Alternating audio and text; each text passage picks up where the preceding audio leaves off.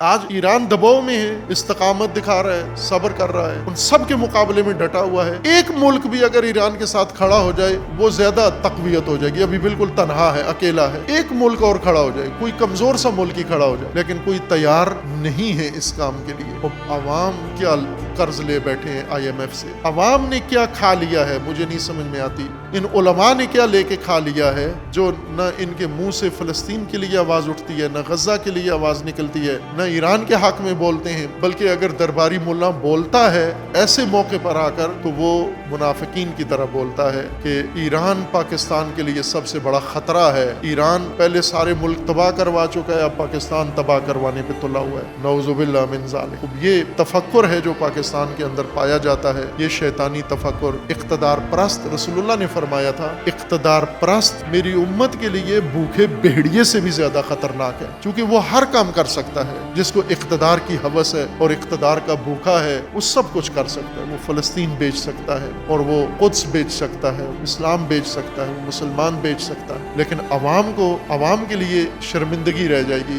کہ جب بولنے کا وقت تھا تو نہیں بولے، تو پھر حساب بھی مجرموں کے ساتھ ہوگا، شمار بھی مجرموں کے ساتھ ہوں گے، اور پناہ مانگے مسلمان اس حشر سے۔